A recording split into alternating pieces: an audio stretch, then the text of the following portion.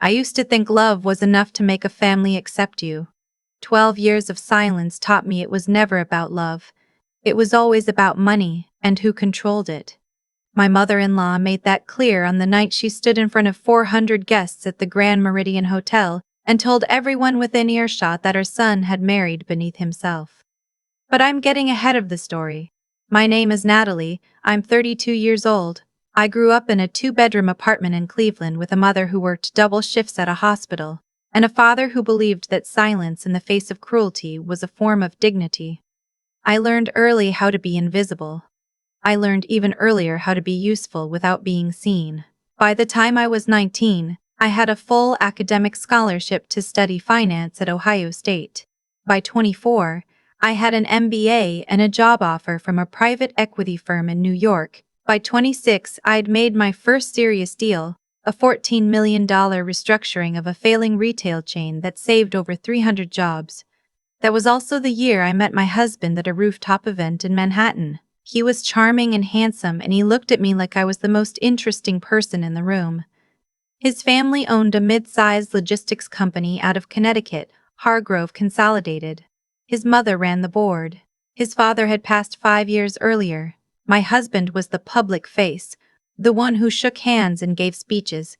But everyone who understood how businesses actually functioned knew the company had been bleeding quietly for years. I knew it the second I saw their books. I didn't say anything at the time. I was in love.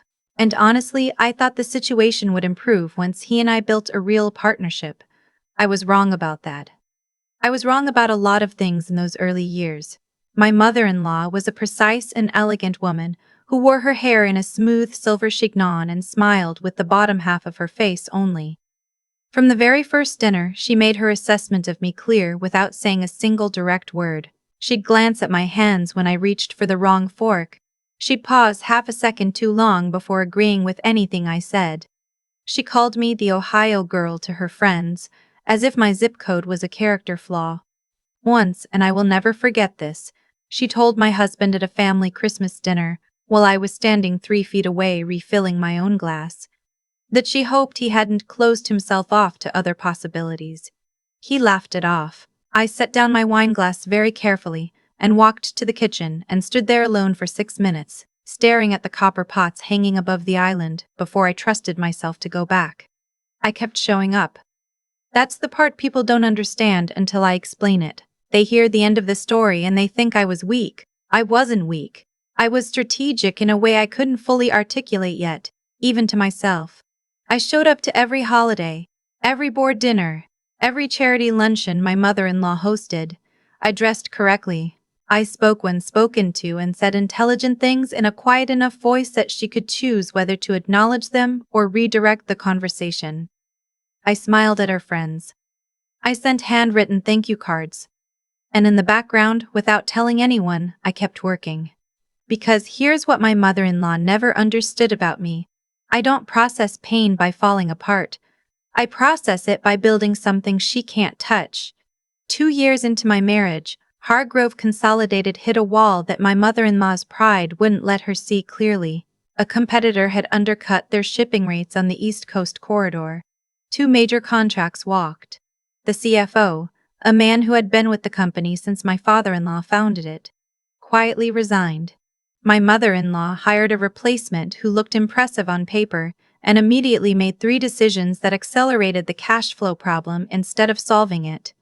By the time the dust settled, Hargrove needed $11.4 million to cover immediate operational obligations. Without it, they would miss payroll. Missing payroll meant losing their bonded contractor status. Losing that status meant the last 2 anchor contracts would terminate within 30 days. The company that my father-in-law had built over 40 years would be finished inside of a quarter. My mother-in-law called a family meeting.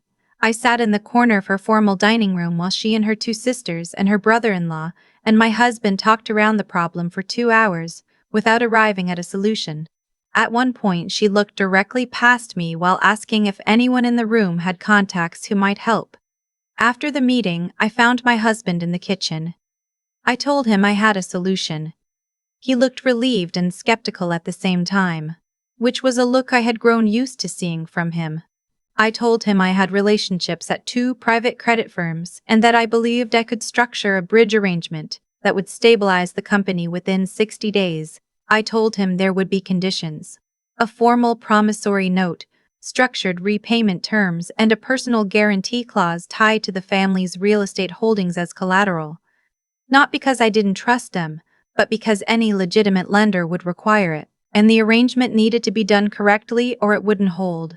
He said, "Natalie, you really think you can pull that off?" "Not thank you. Not that's incredible. Just a question about whether I was capable." I said yes, and I went and pulled it off. It took me 11 days. I structured a $12 million bridge loan through a private credit vehicle I controlled. I had built it quietly over the previous 3 years using returns from my own deals, and it was held under an LLC that most people in my life had no reason to know existed.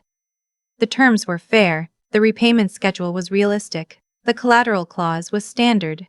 My mother-in-law signed without reading the full document. I know she didn't read it because she made a comment at dinner 2 weeks later about how grateful she was that Natalie had found someone willing to help.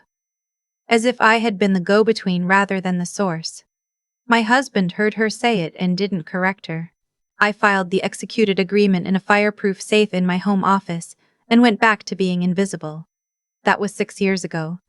In the years that followed, I restructured the bridge twice as the company hit additional pressure points. Each time, my mother-in-law presented the solutions to her board as her own strategic decisions. Each time, the documentation, the real documentation, lived in my safe. Hargrove stabilized, then grew, then became genuinely profitable again. My mother-in-law took the board to dinner to celebrate. She gave a speech about resilience and family legacy. My name did not appear in the speech. Meanwhile, my professional reputation outside the family was growing in ways they had no visibility into. I had completed 4 significant transactions. I sat on 2 advisory boards. The private credit vehicle I managed had grown to just over $31 million in assets. I had begun to understand that I had spent years building a kind of leverage that I wasn't sure I would ever use. Not because I didn't have reason to, but because I kept hoping I wouldn't need to. I kept hoping my mother-in-law would eventually see me clearly. She never did. And then came the Gala. Hargrove Consolidated's 30th anniversary. My mother-in-law had been planning it for 8 months. The Grand Meridian Hotel in Hartford, 400 guests, a 12-piece orchestra, a 5-course dinner. The invitation listed her name at the top as founder and chairwoman. It listed my husband's name as president. My name was not on the invitation.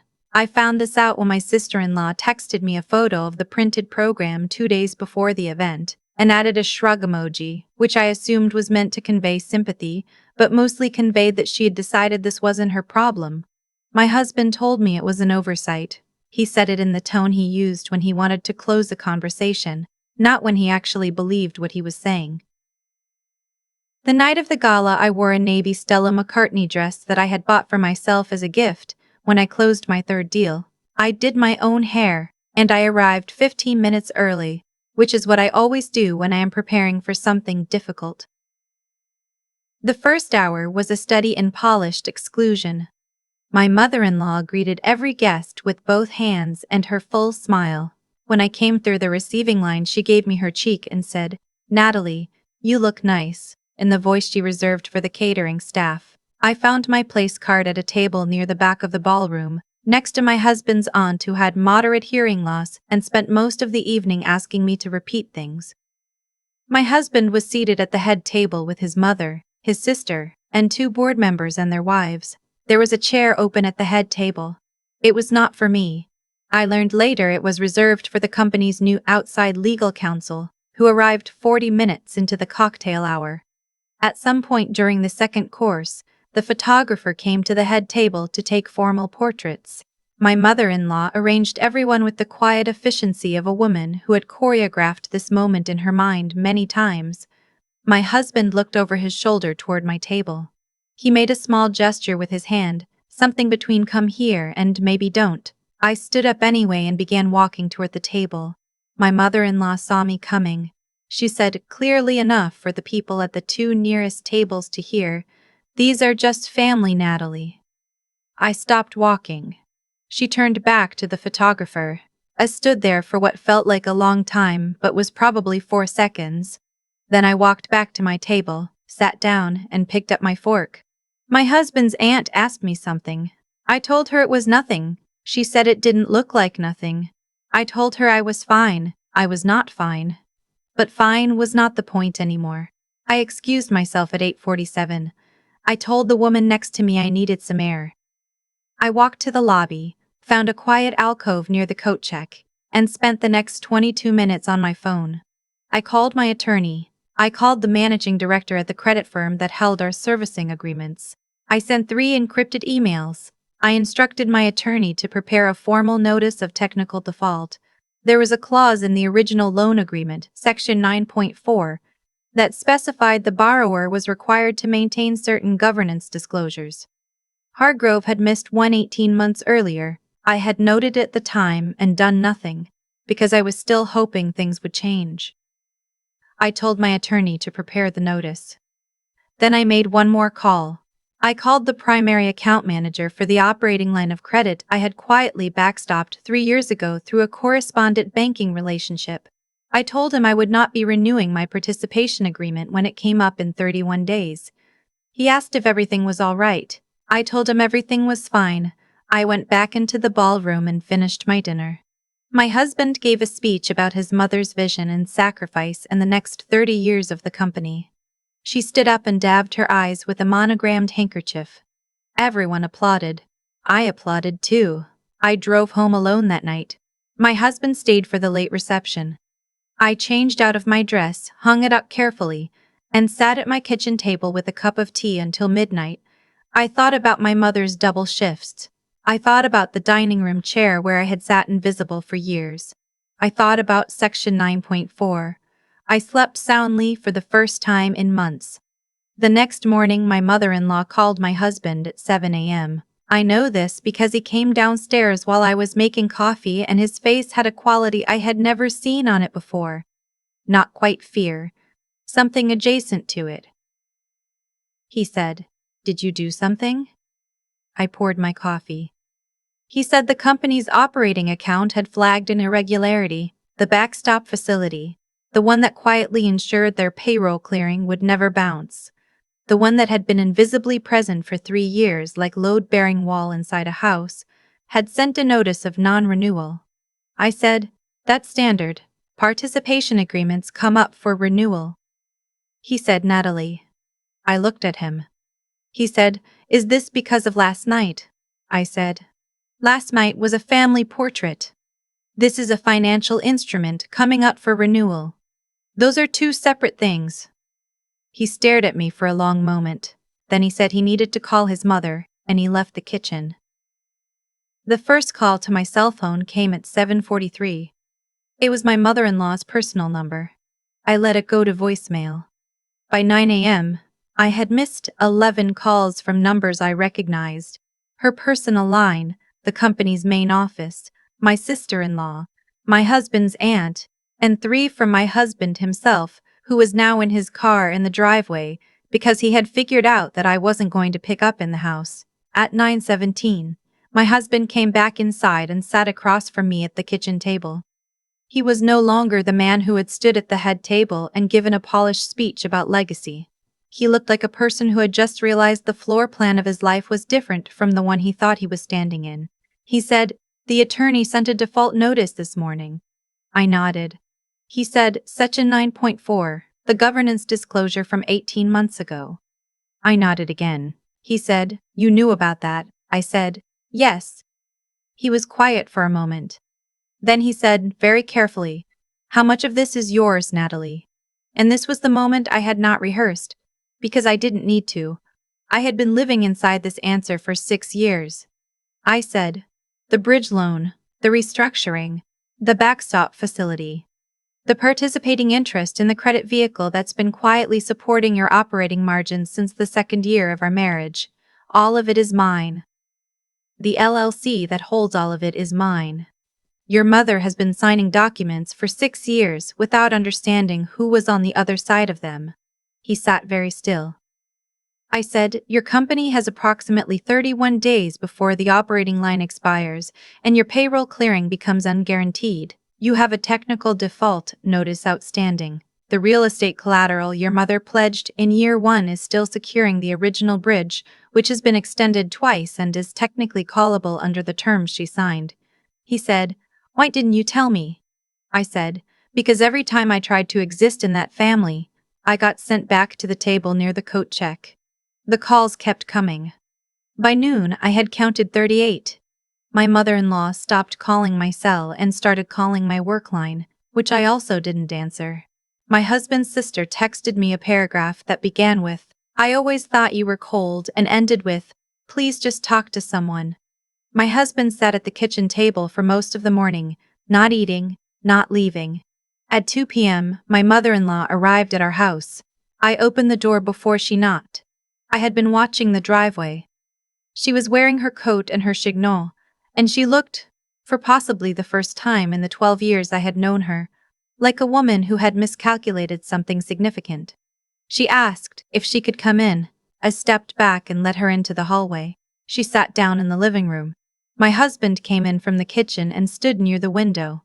She began by saying that she hoped I understood the gala was a chaotic event, and that the photograph situation was handled poorly, and that she had always valued my contributions to the family, even if she hadn't expressed it in the ways I perhaps needed.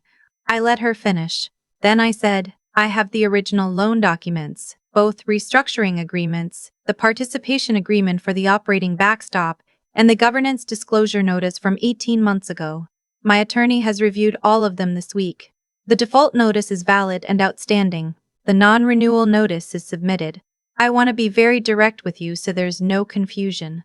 I'm not asking you to apologize to me. I'm telling you what exists. She said, what do you want? I said, I want you to understand exactly who has been in this room all along. She looked at me for a long time. The bottom half of her face did not arrange itself into a smile. I said, the default can be cured. The participation renewal can be negotiated. None of this has to become something your board reads about. But the terms of any future arrangement will be documented fully, transparently, with my name on every page. And the governance structure of this family, at least as it relates to me, is going to change, or the arrangement ends. She asked what change meant. I said it meant that when there was a family photograph, I was in it. It meant that when she described the people who had built the company, she used my name. It meant that when she spoke to her friends about her son's wife, she used the word partner. It meant, in short, that she would stop behaving as if I were a problem she had been too polite to solve. She looked at my husband. He looked at the window. She looked back at me. She said, I didn't know. I said, I know you didn't. That's the part people want me to say felt good. And it did feel like something. Not quite satisfaction, not quite grief, but something in the space between them, like finishing a sentence you've been composing for years. We spent the following 2 weeks in a series of meetings with my attorney, the company's outside counsel, and eventually the full Hargrove board. I presented a revised agreement that cured the default, restructured the backstop facility, and established a formal advisory role for me with a seat at the table, literal and otherwise. My mother-in-law sat at the head of the conference table and said very little and signed where her attorney told her to sign. My name appeared on the documents, every single one. I won't tell you that my mother-in-law became a different person overnight, or that my husband suddenly understood the full weight of what he had let happen across 12 years. I'm not interested in wrapping this story in something tidier than it actually is. What I will tell you is this. People change their behavior when the architecture of power shifts, and that is often the most honest version of change you're ever going to get. My mother-in-law calls me by my name now, not the Ohio girl, not a pause and a redirect. My name. Sometimes she does it with warmth I don't fully trust yet. Sometimes she does it with a precision that still carries the faint scent of resentment. Either way, she does it. That took 12 years and 31 days' notice and one evening in a coat check alcove with my phone. What I kept, from all of it, was the understanding my mother gave me in that Cleveland apartment. That being useful without being seen is only a virtue if you choose it. The moment you stop choosing it, you find out exactly what it was worth. It turns out it was worth quite a lot, and now everyone in that family knows exactly who they are dealing with.